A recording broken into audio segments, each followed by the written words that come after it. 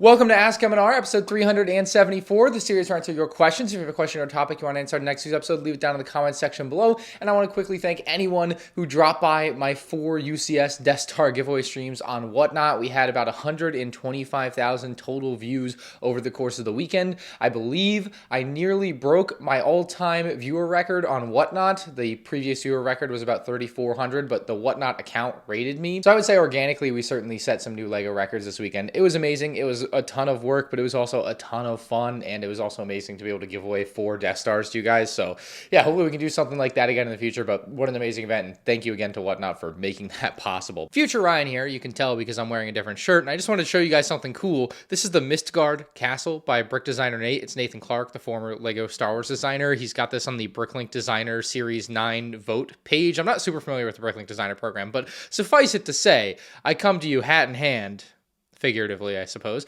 to ask for your vote. Ideally a love it vote, because I think it would be very cool to see his set get made. It looks like a very cool castle set with a little Viking ship. It's especially dope to me that it's like expandable. It kind of reminds me of the Mos Eisley Cantina in the way that like in the main picture, it's all folded up and then they've got another picture where it's all expanded out, kind of very similar in that way. So if you've ever voted in the Bricklink Designer program, or even if you haven't, hop on there. I'll have the link in the description below. Just give his castle a vote. And as a little extra incentive, if they do end up making it, I'll buy one and give one away to y'all on Whatnot, and I'll see if I can get him to sign it too. So yeah, let's see if we can get enough LEGO Star Wars fans together to help the old LEGO Star Wars designer get a cool Bricklink Designer set program made. Anyway, back to our regularly scheduled programming. Blue Ninja, he says, what ships can fit in the new Death Star hangar besides the shuttle? I've seen people put the midi-scale Falcon in. I'm curious to see how the Gingerbread Walker, the Stormtrooper / Rebel Battle Pack Imperial ship, and maybe even some microfighters would look. I'll be honest, the Gingerbread Walker is an odd request, but the customer's always right. Look, I really don't know why you would do this. It doesn't fit at all. Obviously, the theming is also horribly off, but that is what the Gingerbread AT-AT looks like in the hangar. Perhaps it would be cooler with like the mini AT-AT from 2004 or whatever, but this is not going to be a fit. The Falcon, on the other hand, definitely can fit. It doesn't have any landing gear or anything, at least for the newer version. If you get the older version, it does have landing gear. But yeah, I think it's a little bit large, really, for what you'd want here. Again, a smaller Falcon would make more sense, but then it's not even in minifig scale. Not that that one's in particular like true minifig scale, but I think this one just is a little too big for the space. It does fit, you know, certainly you can put it there, but I obviously feel like the shuttle was truly the best choice here, given the scale they were able to make it at and stuff. But let's try a couple other things. And then, I mean, of course, tons of these other ships and vehicles would fit in there. That's the one with landing gear that would fit in there better, I think, for the Falcon midi scale. Just ignore these shells. They haven't been done all pretty yet, but if we throw this in there, I think it looks a little bit nicer just because it sits flat. I think I like a little bit better, but I still don't think it works very well with the space. It takes up a lot of the space versus the shuttle, which leaves you a lot of empty space here on the left to put all your figures. So there's some of the main options I think people would be interested in using for the hangar on their Death Star. But at the end of the day, I still think they made the right choice with the Imperial shuttle. I think that's the best looking set or build you could have in there, at least out of anything official. I just realized I do have the TIE Fighter built here. So there it is with the TIE Fighter on the ground at least. I don't know where the rack part of that, oh, it's back there. And then if you're curious, here we are with the Vader's TIE from 2016. That's what that would look like. It looks horrible down there. I actually wonder, that rack, I actually bet it could hold it. Let's try it while we're here. Well, that is unfortunate. I bet you could extend this pretty easily to hold the Vader's TIE Fighter, and that would look pretty, kinda. Not really, but kinda. So that works too. Anyway, back to the questions. Mystery Bros says there have been plenty of examples of sets where the build team knocks it out of the park, but the minifigures take it down quite a bit. For example, the UCS gunship or some of the new clone sets. But what are some examples of the opposite? A set where the minifig team knocks it out, but the build is horribly lacking. And I saw someone actually reply to this with the 2022 Republic fighter tank. I mostly agree with that one, other than the fact that it kicked off the entire era of not getting waist capes on clone troopers with its commander guy. So, you know, I don't know if we can really put that one on the top of the pedestal, but certainly I think the Mace Windu and 187th regulars deserve that acknowledgement. I feel like the Arc 170 from this year could be a set that would kind of fit this description, and so much so that LEGO has changed the windscreen piece on the Arc 170 so that the set would look a little better. That's how bad it was, right? So I think that one maybe worthy of some consideration here. Almost by default, the 4+ Mando and Grogu N1 would kind of fit what we're thinking about, but really that one's in its own category. One more that I think some fans would put on this pedestal would be the Dulon Peridia, just because of how great all the figures seem to be outside of the lack of pupils for a couple of the characters. I like the build, but I also acknowledge most fans do not like the build for this one. A lot of people really hate it. So I think a lot of people find themselves really loving the figures from this set and really hating the build. So that's kind of it from the last couple of years of sets. It usually seems to go the opposite way. But next from Nerdtendo, he says, speaking of the Falcon and the whole sets years after release concept, maybe you could review the UCS Falcon in 2017 and do a 10 years later review of it. Prime opportunity there. Trust me, it's been on my list for a while. That one, because I specifically have such an old review of it that's so bad. I literally filmed that review in the hallway between the kitchen and dining room at my parents' house because I couldn't fit it like in my bedroom reasonably to review. Like that's why if you've ever seen that review, it's in such a weird spot compared to any other review I've ever done.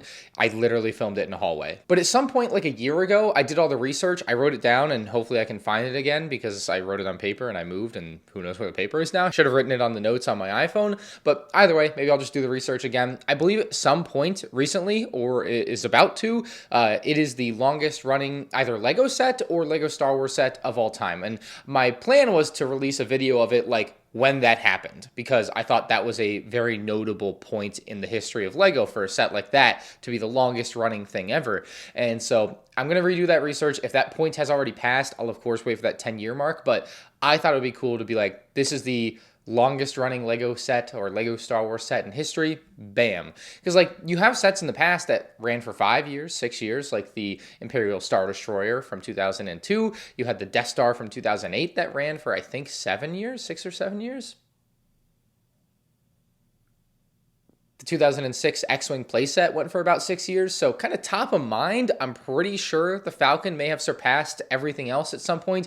I just think there might have been another Lego set out there, just a normal, themed Lego set, not a cool one like Star Wars, that had a longer shelf life, and I gotta redo that research. But either way, that Falcon review will be coming within the next 2 years because I've moved twice, and I did tell myself I would build them when I moved once. So, I mean, I kind of got to do it. Speaking of X-Wings, Obomium Striker says, have you seen the new 2026 X-Wing leak? I think someone posted it, but Lego themselves took it down. You might still be able to find the image online if you look hard enough. Anyway, though, the set looks terrible, so that smart brick better be worth it. I doubt anyone will pay $90 for an overpriced 4+ set, and you are on the money with that description of the set. It looks like a beefed up, bulked up 4+ Lego Juniors X-Wing from 2019. It looks absolutely horrendous.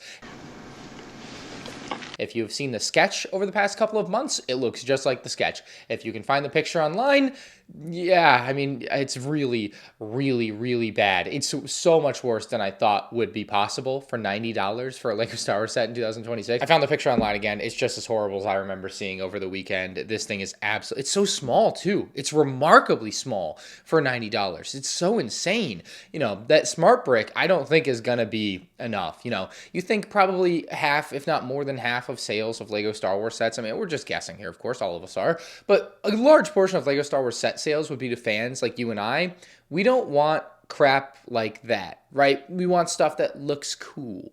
And that doesn't look anywhere close to cool. You can see most of the 4+ sets usually warm shelves, especially like the Crimson Firehawk and stuff. And this one is going to be no different, especially at its $90 price point. You're getting R2. You're getting a Luke Skywalker. Will Luke even have dual molded legs? Probably not. Got to make money on that smart brick, of course. Got to pinch every penny out of there. And then what other figures are you going to include as the carrot on the stick, right? I mean, that's what you're going to see happen here is they're going to include something here as far as minifigs go that's a carrot on a stick for people. And that's how they're going to try to get people to buy this. Otherwise, if this is a no frills Luke and R2-D2 X-Wing, you are cooked. So yeah, I think what's going to happen here is they're just going to include some sort of minifig or a couple of minifigs that get people to go, oh my God, I need to buy that set. Otherwise, no one's going to really buy that set. The smart brick is just nothing. Here, nothing. Quick Brick says, is your brother still interested in Legos at least a little? I know he's been in a couple of vlogs rather recently, but I don't see him doing much with Legos. After all, he is part of your channel name. That is right, the MandR Productions does stand for Matt and Ryan. That is what the channel name originally was made to be. Obviously, it doesn't really mean that at this point. It only really was that for the first week or so of the channel's existence in 2010 when I made this channel. Yeah, he is still definitely into Lego a little bit. Enough that when he came over to my house house the other day. He was helping pack orders from the massive Whatnot streams, and we were looking at the Death Star, and he was like, "Oh yeah, that TIE Fighter GWP is the dumbest thing ever," or whatever. And I was really impressed with his ball knowledge. I do think this is a little bit of a silly choice. Oh, you're tapped in. Wow, he's Yeah, really I know, tapped in, I guys. know, Look at guys. this guy. So Living up to the name. That's crazy. He was just tapped in. I was excited to see that. He's not out there buying tons of Lego sets. He probably buys, 3 to 6 a year or something, if I had to throw a number out there. Speaking for him there a little bit. But yeah, he's definitely still interested in Lego a little bit. And he actually, he got a job now. He graduated college, got a job. Very exciting. So maybe he'll buy more Legos. Who knows? Now they'll have real adult money. Anyway, exciting stuff there. I was just mostly excited to share the clip of him having elite ball knowledge with modern day Lego Star Wars when I didn't expect it. Brock says, I have a pretty decent Lego Star Wars collection with the UCS, AT-AT, and Venator. I'm thinking about buying the Death Star, but I can't justify the price. I think I'm going to wait until it goes on a decent sale, but what do you think? Yeah, I think if you didn't buy the Death Star during the first week of its release, you have missed the boat. I think they are doing double VIP points here in a week or so, but even that I don't think is going to be worth it compared to what you could have had if you bought the set in the first week. So let me walk you down here. It's very much like Jabba's sail barge last year. It was a $500 set. Everyone said it's overpriced, but if you did buy that set during the first week of its release, you got the Luke's lightsaber GWP,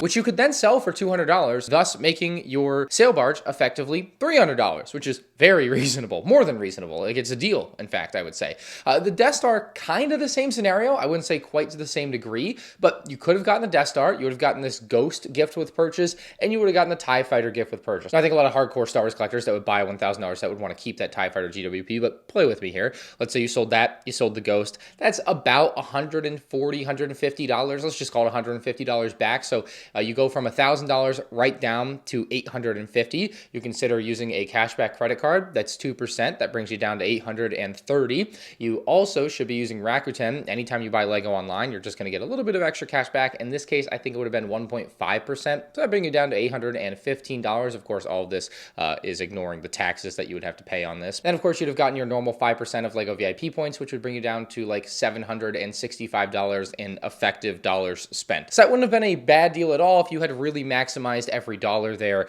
and made everything count. So, I think when you look at it like that, you could have bought it day one and been pretty okay there, like $765 effectively plus tax. But at this point, I would say you have no choice but to wait it out and hope that everyone else is waiting it out, and therefore Lego is going to have to drop the price by a couple of $100 or $300 or whatever it ends up being. Like, I would expect a 20 or 30% sale on a set like that in a Black Friday in a year from now or 2 years from now. It certainly won't be on sale this Black Friday. I had a couple people ask me that, and I'm like, no, it's not going to go on sale 1 month after it came out. Lego, even if the set was bombing, Lego wouldn't do that, right? You got to keep that image up. So anyway, keep your eye out for stuff like that. There can be insane deals had if you're really smart. I mean, I'll go through one more thing here right now with the battle pack set I recently bought. You could buy 5 at a time on lego.com of the Stormtrooper and Rebel Trooper battle pack. They were $24, right? And then Rakuten had like 15% cash back. On top of that, I have a 2% cashback card for my business. And then they had 5% VIP points plus the Ghost GWP on purchases over $120. So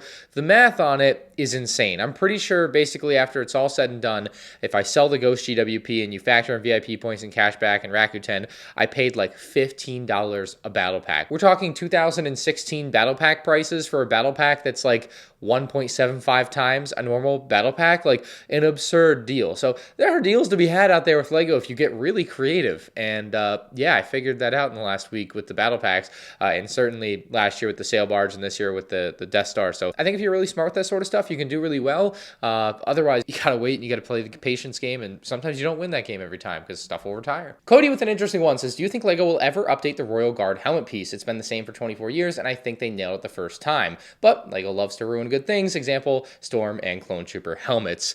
I don't think they will update it, but I do think Lego should consider this approach in the future that I've got. If you're going to update a piece, like a legacy piece like that, and certainly Clone Troopers, something that's a big deal to the community. And Royal Guards aren't certainly a big deal to the community, I would say, but it still matters. Like if they became bad all of a sudden, you would hear about it, it wouldn't be quiet. But it's that sort of thing. Like, for 24 years, no one talks about them. It's just kind of accepted that they are good pieces. And yeah, if they became bad, it would be quite a talking point, I'd say. But anyway, I would highly suggest if Lego is planning on changing pieces like that, and they should just go and fix Storm and Clone Trooper helmets anyway without some sort of thing like this. But if you're going to take a piece that people really like, that people seem to be very okay with, and you're going to change it in some material way, there should be some sort of community vote. I don't see why that would be a bad thing. Why not let the fans, literally the people that are going to spend the money on the thing, decide if they want you to ruin their product or not, or make it better. If it's clearly something that's better, I think it would clearly win out. But if the clone helmets, if you had put up a picture of the modern 212 helmet with the terrible print and the helmet warts next to the 2014 one and put it to a vote, there's no way it would have been voted into power. There's no way, right? So stuff like that, I think, would go a long way with the community, is to give some choice to them, and I think it would help them. It would help them make the right decision, and it would help drive community engagement, and ultimately lead to better sales because more people would get more of the thing that they like. Like, there's nothing wrong with that. It's good all around. So next up from Senai77 Star Wars says, what is a guilty pleasure Lego set for you? One that isn't really that good or all that special, but you love it anyway.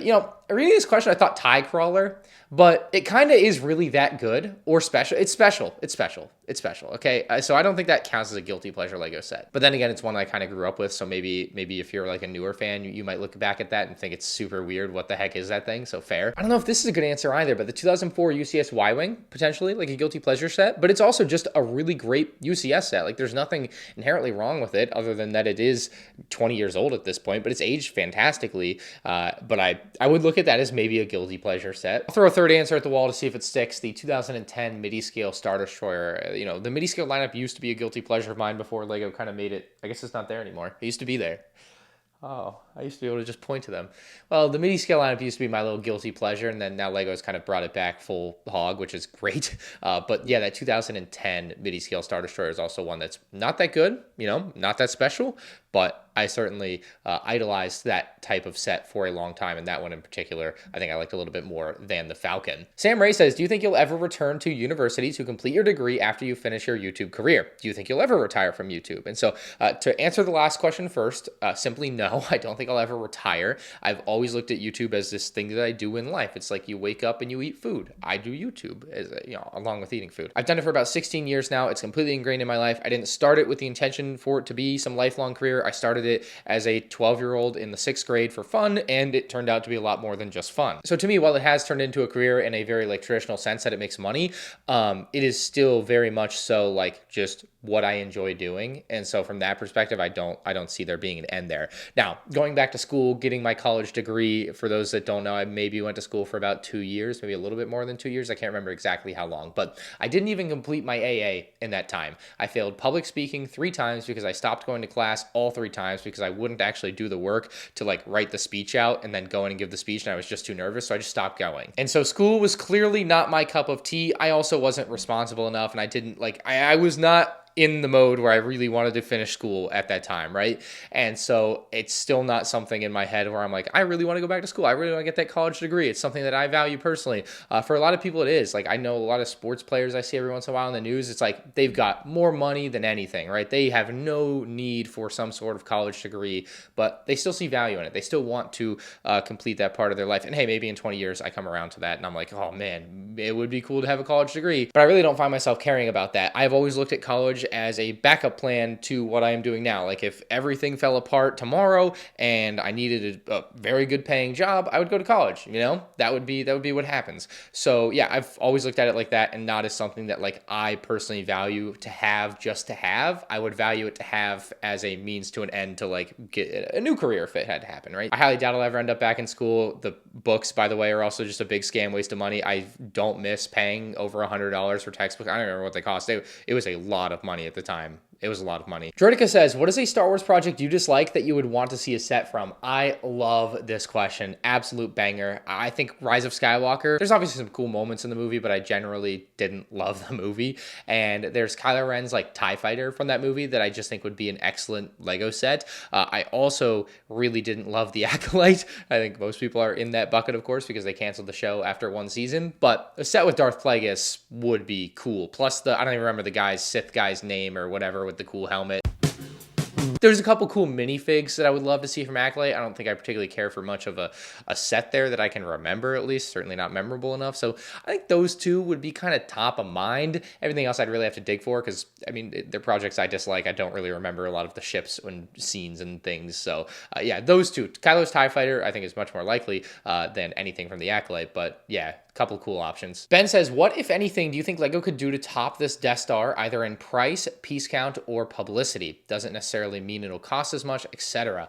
The piece count is something that can be surpassed in a set that has a lot of smaller pieces. There have been sets with more pieces than the Death Star, and you can see that they would be using smaller pieces on average than the Death Star, and that's how that would happen. I believe the designers said that they kind of have reached the capacity for what they can fit in a box. You know, the box is also nearly 40 pounds. You also reach a limit of like what a customer can literally carry out of your store and put into their car. So there are some literal physical limitations there with some of these LEGO sets as they get so large, and you can't go much further unless pieces get smaller as far as the piece count goes, right? And same way, like if the pieces get bigger, you have to have a lower piece count, assuming the same like weight or volume of stuff. Now the price will be a much easier thing for them to surpass. Like they can keep raising prices. That is not something that is beneath them. They've done it before, they'll do it again.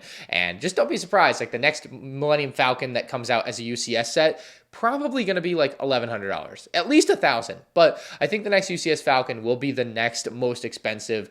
Probably not the most piece count, because you're going from 7,541. You're going to be trying to break into 9,023. I don't see where you add another 1,500 pieces to a UCS Falcon. But then again, the original Falcon was 5,197, and they added 2,500 or so to that. There is some potential that over the course of 10 years, they could have had 1,500 new pieces worth of smaller pieces to do more detail. Maybe they do more interior stuff on a newer UCS Falcon that makes it more intricate in the back end, and they add more pieces. So there could maybe be a case to be made that the next UCS Falcon would be the next biggest and next most expensive set. I certainly think it'll be the most expensive set. I don't know if it'll be the biggest by piece count. So we'll see. I would assume a new UCS Falcon comes in 2027. Like you keep that 10-year gap rolling. The box art is so outdated too. Like they got to update that box art to be all black. I can't believe they haven't done that yet. That's the one legacy set that's kind of sitting out there ripe for a remake or a refresh in a way. And I've talked about that in some previous episodes. Now, as far as publicity goes, I don't think you're topping this. It was the perfect storm of just not what people expected. It's the first set to surpass a massive barrier and $1,000. You don't get that moment back again. That is a one-of-one moment. And if they make a UCS Falcon, again, like any other UCS set in this price range, in this piece count range, it's going to be fairly traditional, I would say. You're not going to see anything this crazy outside of the box, at least in my eyes. I would have thought this would come out anyway to begin with, I guess. So fair, could be anything. But I think the next thing in this range will be like a normal type of UCS set. And then like you also have the minifig drama with it and a lot of the stuff that is built up into that. And yeah, I don't think you can surpass the publicity craziness that came with this one. You also had the box leak that I was able to get a hold of. Like that counts towards the publicity of a set like this. And the stars kind of aligned, I would say. I think this set is kind of peak in a lot of ways there. Certainly not maybe for the right reasons to some people, but this is definitely a moment in LEGO Star Wars history, or maybe it just was a moment in LEGO Star Wars history over the last couple of months as people found out about the shape of the set, the leak of the set, the release of the set, like a lot of things going on there. So, and then the GWP with it as well, its own piece of drama, like how stupid that was. So, even my brother, who's not, the biggest LEGO fan, has tapped into that drama. So yeah, I think they can obviously top the price. At some point, they'll definitely top the piece count, be it ever so slightly. But the publicity, there's no way. There's no way you can top the drama that has been the UCS Death Star. And to wrap us up, Michael Waldo says, what are your thoughts on the Black Ops 7 beta? And by the way, not a Battlefield 6 player. I know I'll get questions. Don't play Battlefront. I play COD. It was my dream to play Call of Duty professionally for a long time. And then LEGO YouTube kind of took over my life, like completely. And so I still play Call of Duty a lot competitively and stuff with ranked play, but not for money. That being said, I unfortunately didn't have time to play the beta. The game looks okay to me. Every COD game I get kind of excited for. I essentially live the Call of Duty cycle, if you are familiar with what that is. But yeah, between the Death Star review, the Gingerbread AT-AT review, and then my 4 UCS Death Star giveaways on Whatnot, I was wiped. I had no time, zero. And yeah, unfortunately that and everything else in life, no time to play the beta, which is crazy because I never thought that would be possible. So maybe I think they might be doing another weekend or something, I'll play it and I'll let you know. Anyway, that is it for this episode of Ask MandR. If you guys did enjoy, hit that like button. If you're new to the channel, make sure you subscribe. And if you have a question or topic you want to answer on our next episode, you want to see your username pop up right down here somewhere, make sure you leave it down in the comment section below. See ya.